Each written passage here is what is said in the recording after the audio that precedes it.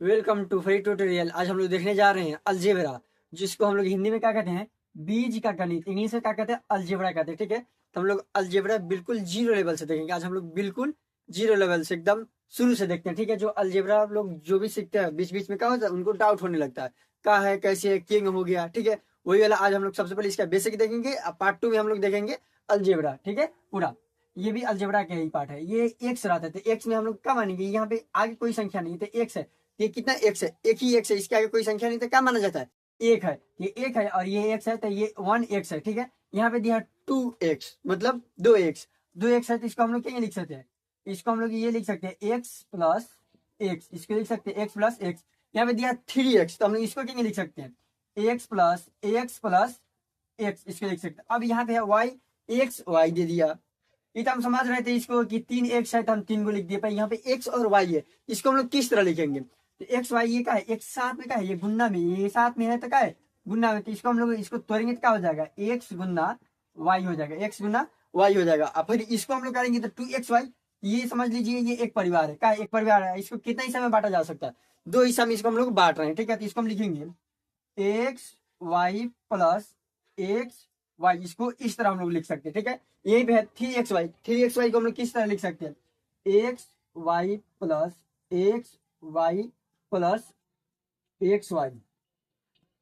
ये ऐसे हो जाएगा। ठीक है, ये मान लेते हैं ये एक परिवार है, इसको हम लोग 3 जगह हम लोग रख सकते हैं। ठीक है, इसको 3 बार लिख सकते हैं सेम जिस तरह है। इससे मतलब है ये हम लोग क्या है, ये जो सेम है वही रख देंगे। ये आगे कितना है, 3 है, तो हम लोग 3 बार लिख देंगे। और यहाँ पे कोई कोई ये भी चीज का डाउट हो जाता है, ये है ए स्क्वायर, या कहीं पे रहता है एक्स स्क्वायर रहता है। ठीक है, अब एक्स स्क्वायर रहता है, इसका मतलब हम लोग क्या समझेंगे, आदमी यहाँ पे कंफ्यूज हो जाता है, तो हम लोग इसको हम लोग समझेंगे ए स्क्वायर है। ए स्क्वायर या यहाँ पे ये क्या है, चर है।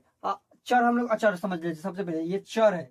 क्या है, ये चर है। चर कौन होता है, ए बी सी, ये सब क्या है, ये 26 का है, ये चर है। अचर कौन हो गया, अचर कौन है, अचर जौन है, जौन जैसे में ले लेते हैं 1 2 5 7, ये सब क्या है, अचर है। ये क्या है, अचर है। ठीक है, ये अचर है और एबीसीडी वाला चर है। तो यहाँ पे एक्स वाई ए भी b c d f g जो भी चीज होगा अचर होगा। तो ए स्क्वायर, तो इसको हम लोग क्या लिख सकते हैं, ए गुन्ना ए लिखेंगे, इसको ए गुन्ना ए लिखेंगे। यहाँ पे ए अब स्क्वायर था, यहाँ 3 है तो क्या क्यूब है, तो ए क्यूब को क्या लिखेंगे, तो इसको लिखेंगे ए गुन्ना ए। यहाँ ऊपर कितना है, 3 था, 3 बार लिखेंगे। ठीक है, ये क्या है, गुन्ना हो जाएगा, क्या हो जाएगा, गुन्ना।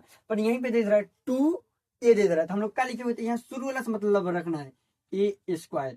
ठीक, यहाँ पे कितना है, 2 है, तो क्या करेंगे, प्लस देखिए एक और ए स्क्वायर ले लेंगे। यहाँ पे क्या हो गया, 2 दिया हो तो इसको हम लोग इसी तरह ही ये 2 के छोड़ के अलावे हम लोग जैसा वैसा 2 बार लिख लेंगे। ठीक है, यहाँ पे दे रहा है 2a क्यूब, तो हम लोग क्या करें, ए क्यूब के 2 बार लिखेंगे, ए क्यूब प्लस ए क्यूब लिख लेंगे। अब यहीं पे बोल रहा है 3a के पावर 5 है। ठीक है, तो हम लोग इसको क्या लिख सकते हैं,